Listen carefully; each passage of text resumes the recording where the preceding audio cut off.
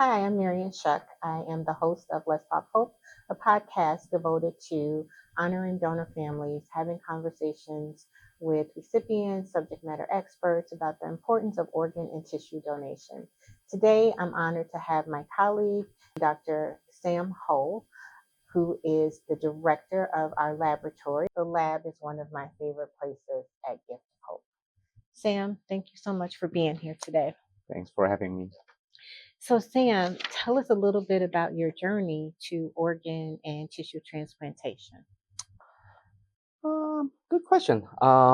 Journey. So I went to grad school. By training, I am a immunologist.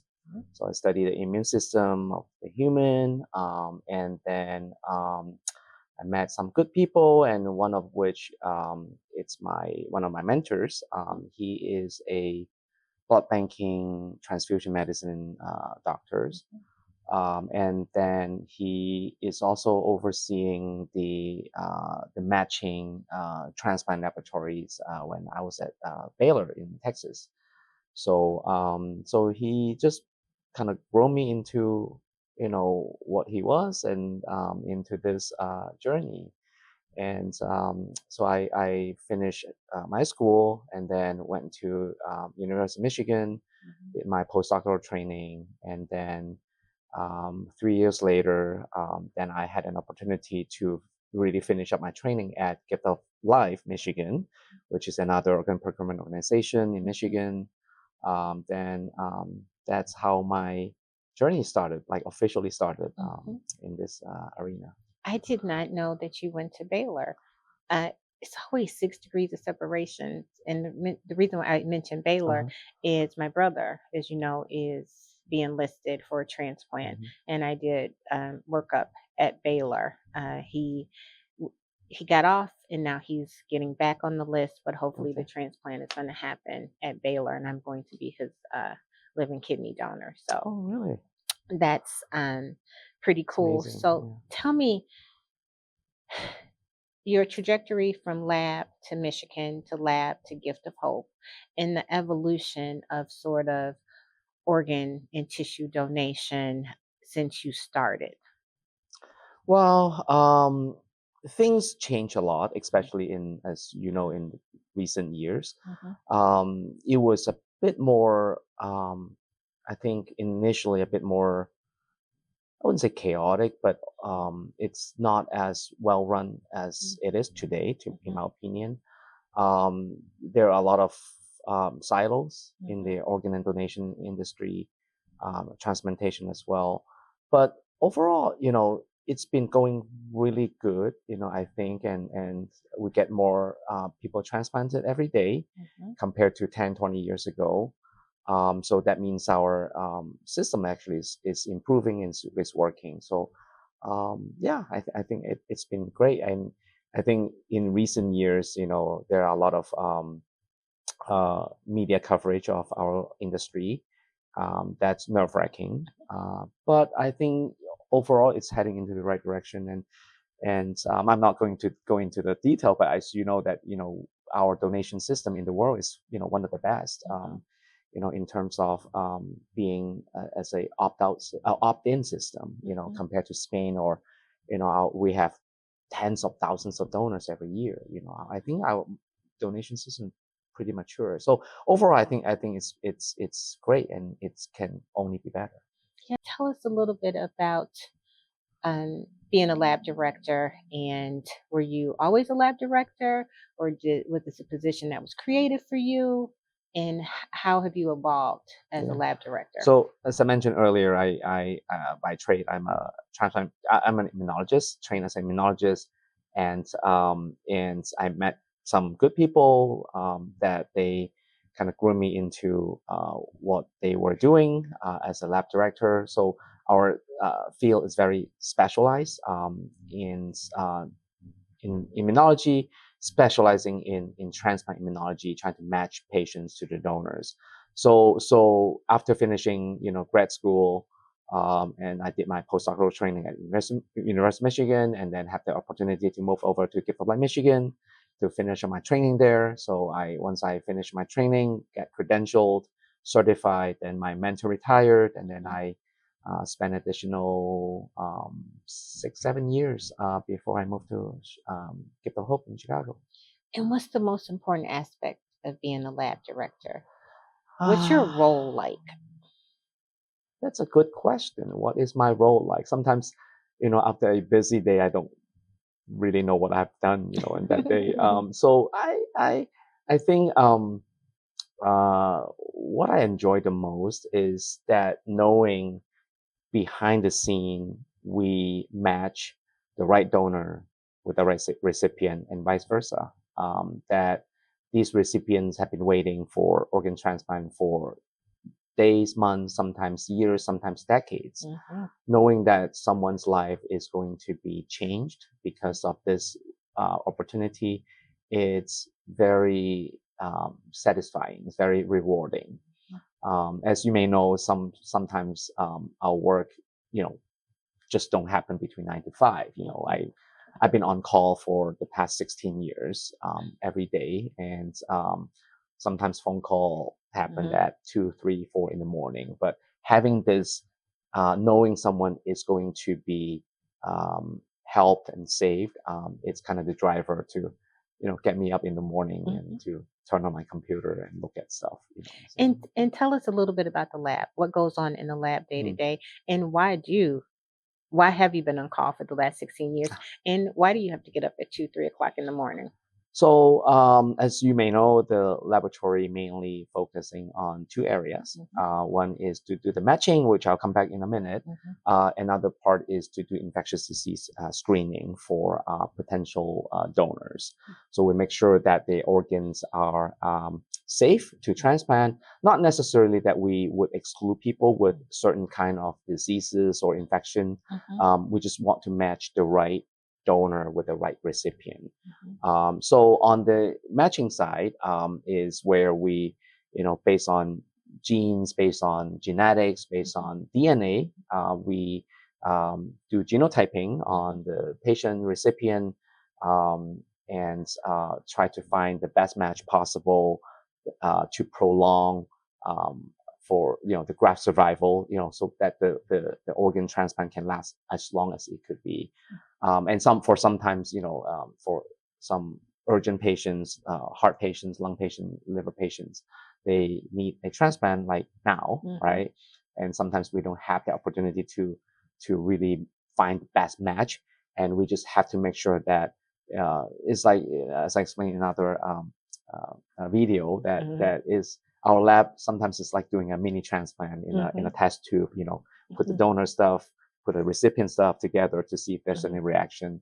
And if there's no reaction, it should be okay. That kind of thing. So again, transplant donations don't happen, between 9 to 5. And when there's an offer for a patient, for example, it could happen at 9 o'clock in the morning. It could happen at 4 o'clock in the morning. There's no time to wait, no time to waste. So that's how I've been, operating in the last 15 years. And 16 years. what makes the Gift of Hope Lab so unique? Well, we are one of the few in the country, if not the world, doing everything. We do infectious disease screening, we do matching, we do blood typing, we do COVID testing, you name it. We do a lot of things. We have biopsy in the lab. So it's more like all-in-one kind of places. And also our donation service area is huge. So we have a high volume. We have a lot of people in the lab. It gives me a very different opportunity to really execute what I have learned, my experience has been, to hopefully take the lab to the next level in supporting organ and tissue donation and transplantation. Okay. And I want to come back to that in a second. Sam, as you know, I'm in the community outreach, the external affairs arena. And so talking to the community, a lot of them have questions about myths and misconceptions, about why we need so many donors of color and what that means. Can you talk a little bit just about why the matching is so important and why we need donors from minority communities to, one, register, but then more, two, to advocate for donation and say yes when they experience a tragic circumstance? So that's an excellent question. So where do I start? So minorities, they have slightly different genetic makeup than different ethnicity, different races. So as we know, in the patient population waiting for transplant, um, most of the I would say majority are patients of color. And comparing to the donation side, um, most of it, at least in the US, are Caucasian American. So inherently, there's a different genetic makeup in the donor pool versus the recipient pool. So the importance of matching recipient and donor in terms of the genetic makeup is that if the genetic makeups are more similar between donor and recipient, theoretically the organ transplant would last longer. Okay.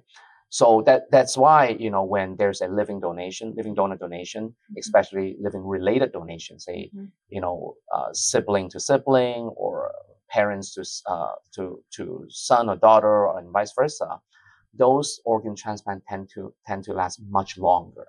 It's because not only that it's a living donation, but also, at least in a sibling to sibling, the genes are pretty much matched.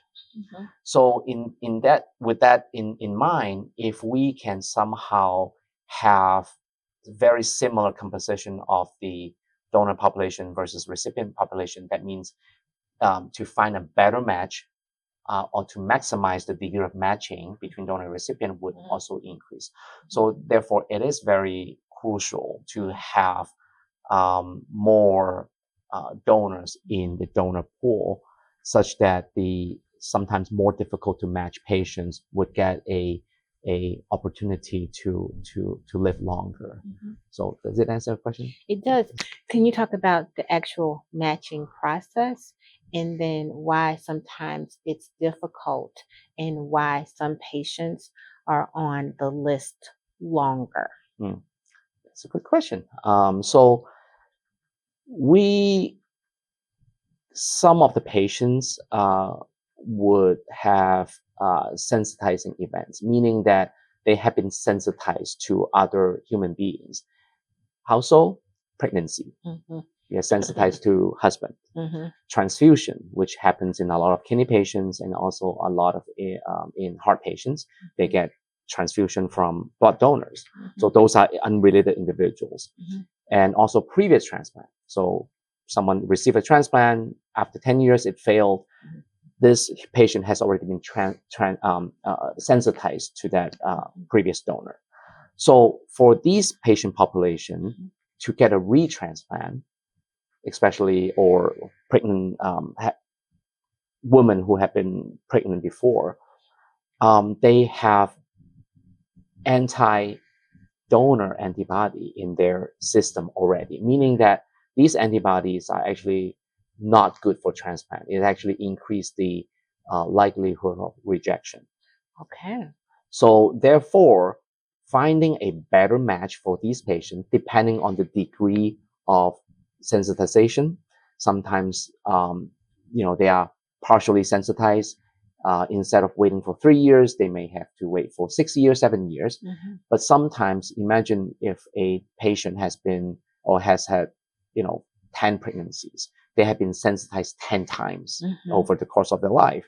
So they are what we consider highly sensitized patients, meaning that to find a compatible donor for them, it's very challenging. And sometimes, just by calculation, sometimes they have to wait 10, 20, 30 years. And sometimes it's just not doable, meaning that they could wait upward of 100 years. Of course, we don't have 100 years to wait.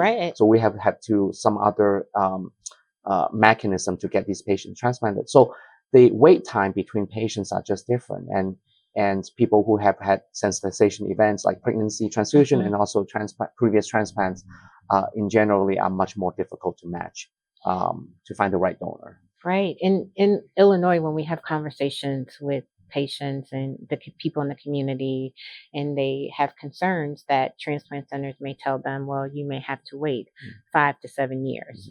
That's before you can even get on the list, or we can find a deceased donor. And so that really presents a challenge, particularly for communities of color, because they're the ones who wait the longest.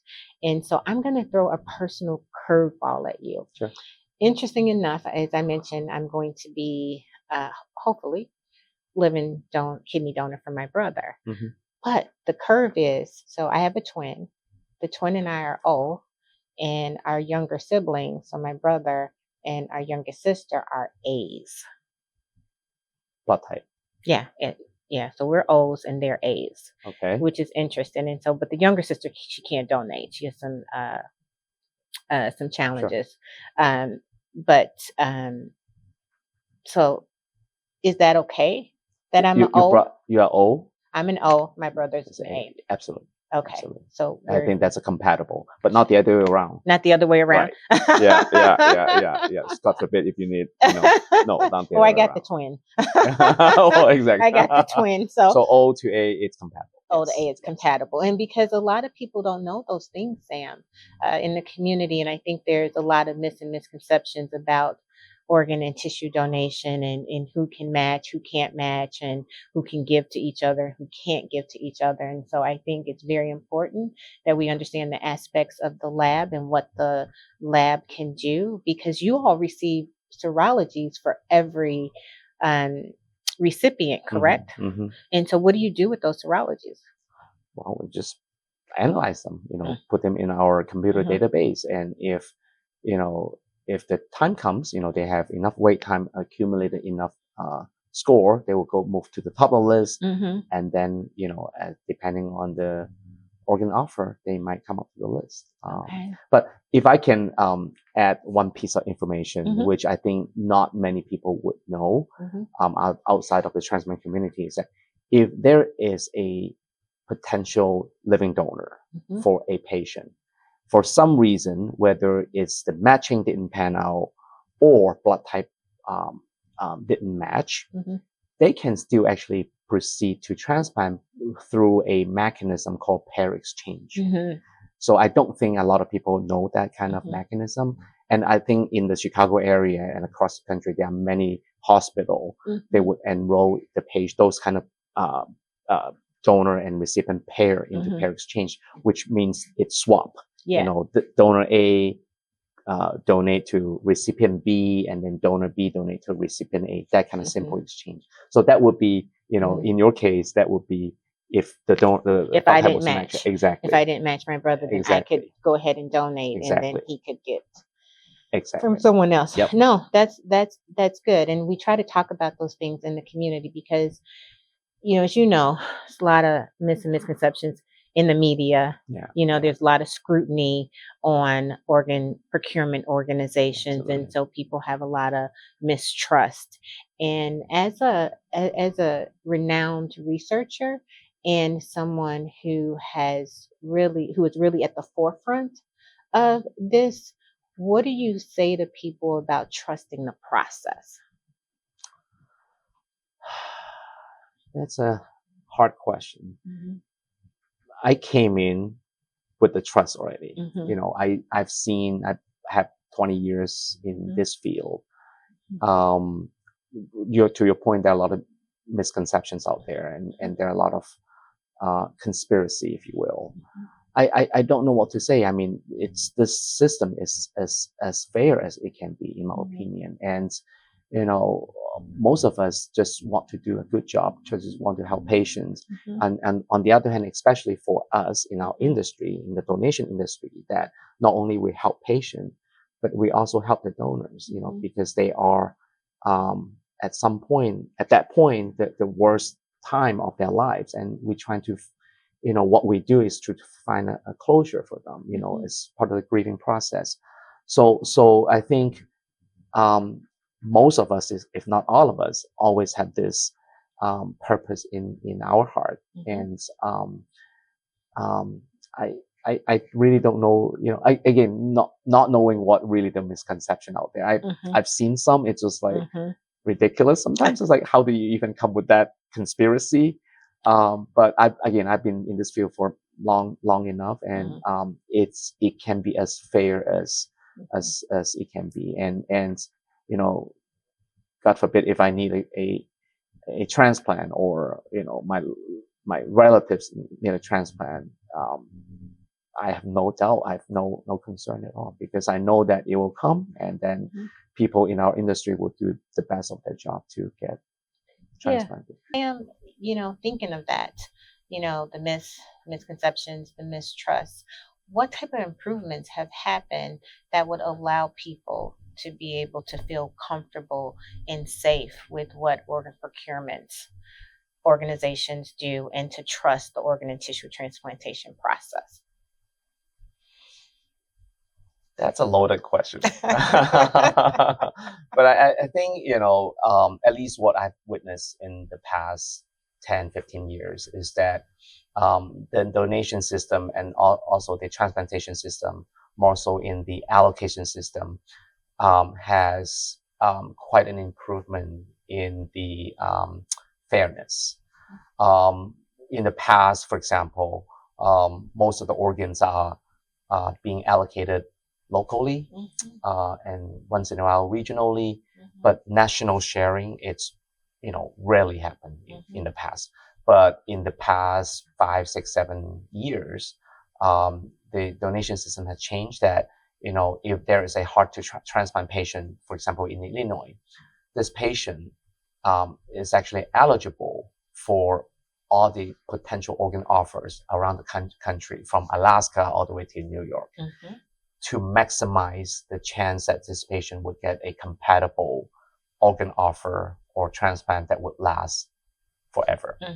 So I think this is just one example that the system has improved a lot to increase the fairness, and also increase the equity, also access to transplant for patients across the country. As you know, there are like over 100,000 patients waiting on the wait list, and we just don't have enough organs to supply, if you will. And we try to reduce the waste, that what we call the discard, that organs may sometimes didn't get transplanted due to whatever reason.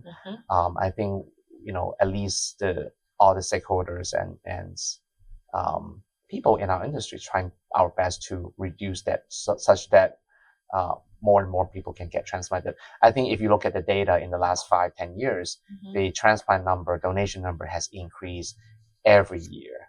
Yes. So it speaks to the fact that whatever improvement that we have been doing, little or big, has been working. Has shown by the data. So. But not only that, Sam, you are on the cutting edge of new technology that would help improve donation, not just through deceased donation, through living donation. Can you talk a little bit about that?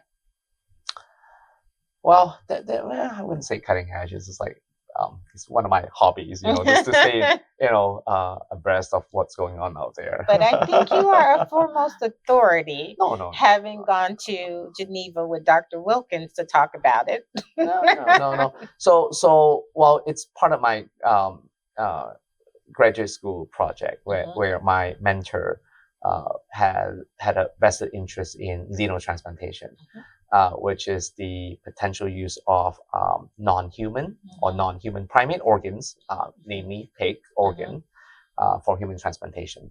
So in the past, it was not as successful because of you're crossing different species and a lot of barriers. So one of my projects in graduate school is to develop different tests, different assays, to at least to find, to interrogate the possibility of crossing the immune barrier between human and pig.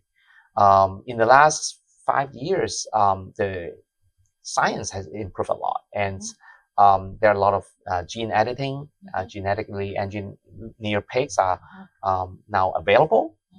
So I kind of continued my path from 20 years ago, that I continue to work on this assay, to refine it, and we have a lot of good collaborations with people, whether it's from at some point I was doing collaborating with a group doing limb transplant in pigs, because they want to see compatibility. They want to work on the immunosuppression on hand transplant, and kidney transplants. And then I think most recently we are working with a researcher. Well, actually, he's a heart surgeon. He was in the group doing partial heart transplant in babies. Oh, wow. And he was at Duke, and now he's in Arkansas. So we are working with him on using pigs as animal model to refine the techniques before it moved to the human. So yeah, these are just some of the things that I have interest in it, so still maintain it in the lab. Those are some cool interests and cool hobbies, Sam. Changing the trajectory of organ and tissue donation, right? That's something we need, because as you mentioned, 108,000 people waiting, and we don't have enough in the system that we have right now. So what are those things that we can do to continue to improve that and to evolve organ and tissue donation? April was National Donate Life Month, and we honor donor families, people who have selflessly said yes through tragic circumstance, said yes to donation. And so we go out and we talk to folks and we try to get them to register.